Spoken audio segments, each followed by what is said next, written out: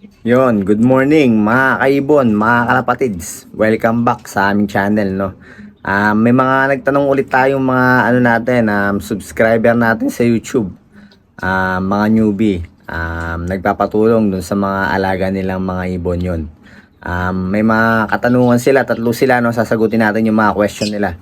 Eto guys, unahin na natin si Sir, ano. Check ko lang, no. Check ko lang yung mga nagtanong. Eto si Sir Liam Bautista.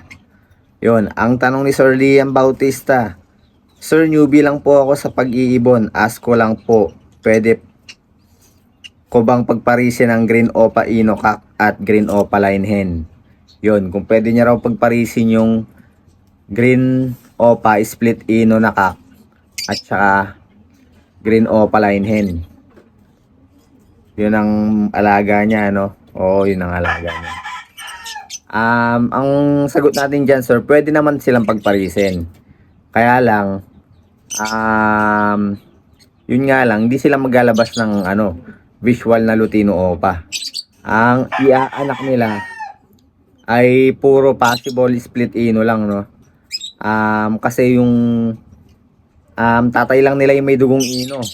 Yun. Yung hen, walang dugong ino, kaya yun. Ang posibleng iaanak nila ay mga Green Opa, possible split ino. Yun. Mas maganda sir kung papalitan mo yung hen ng Lutino or Green Opa split ino rin, o kaya mas maganda kung Lutino Opa hen, ganun. Para yung mga ilalabas nila, yun, visual na mga may mga visual na Lutino Opa. Yun yung may isa-suggest ko sa inyo sir, no. Yun yung mas magandang ipares dun sa kak mo na na African Lovebirds yun. So yun guys, punta tayo sa next question natin. Kay sir yun, di maintindihan yung user ID niya, no. Paano daw ba malalaman kapag opaline yung inakay? Dahil meron daw siyang parisan na Lutino Cac tsaka Yellow Bull split ino hen. Nagalabas daw yun ng albino tsaka mga Yellow Bulls, no. Hindi niya raw alam kung split opaline yung niya, yung cac niya. So sir, sa mga albino at saka sa mga white bulls, mahirap malaman kapag opaline sila, no. Sa parents talaga malalaman yon kung opaline ng albino at ang white bull.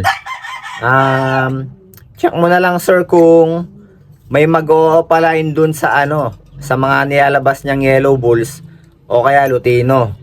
Pag may naglabas ng Lutino or Lutino Opa or Yellow Bulls split Opa ay Yellow Bulls Opaline, yun, masasabi na nating split Opaline sa cac yung Lutino mo sir. So yun, no, yun yung natin sir sa question mo, sagot natin sa question mo sir, no. Mahirap kasing malaman sir dapat alam mo yung pinanggalingan ng ng ibon mo. Tapos tanong mo sa kanya kung kung split opaline ba yung niya, yung nabili mong ibon sa kanya sir. Mas magandang yun, yung mas magandang gawin mo sir, ganun.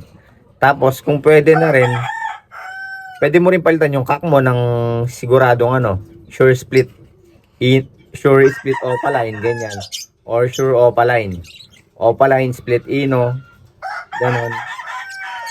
Pwede mong palitan ng Green Opaline split ino, Lutino Opaline, or Green split Opa split ino. Yun yung mga pwede mong ipalit sa cac mo sir para makapagpalabas ka ng mga visual na Opaline Lutino or albino Opaline. Yun. Yun ang sagot natin sa question ni sir, no. Mahirap malaman sir, no, kapag hindi natin alam yung pinanggalingan ng ibon natin kapag di natin natanong, no. So yun sir, sana nasagot natin ng maayos yung question ni sir. Malalaman mo naman na opaline yan sir kung yung inakay dun sa mga Yellow Bulls kapag wala silang baring o kaya wala silang mga Yellow Bulls, bihira lang nagkakaroon ng rampa pero sa baring dun mo makikita. Kapag walang baring, yon, malamang opaline yon. Tsaka kapag two-tone lang yung ano niya, yung buntot ng yellow bulls. Yun sir, dun mo malalaman kung opaline yung magiging anak ng ano mo, alaga mo. So yun guys, last question natin, si Sir Pia Manan, yun, shoutout po sa inyo.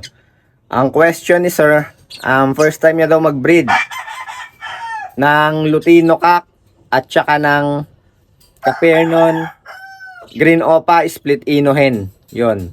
Ano daw mga possible na ilalabas ng mga anak ng ano, breeder ni sir, no? So sir, ang possible po na ilabas niyan ay ano, mga pwede maglabas siya ng visual sir ng mga Lutino, no? Split Opa if cock.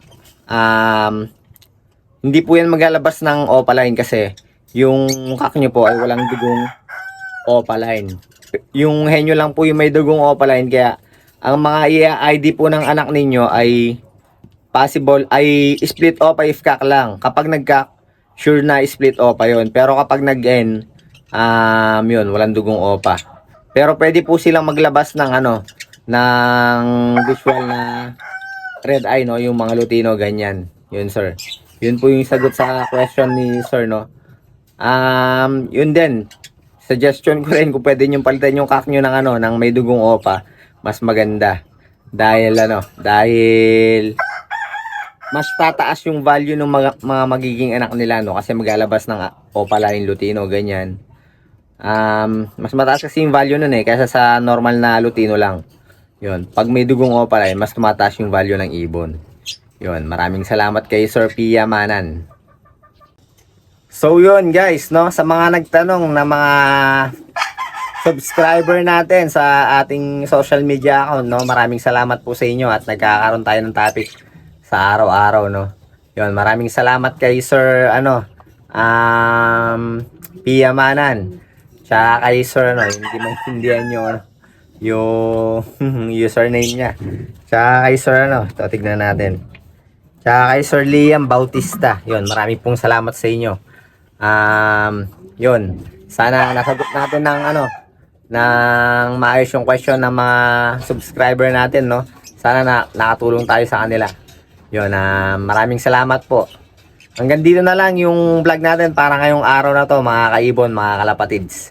Ingat po sa inyo and God bless po sa inyong lahat.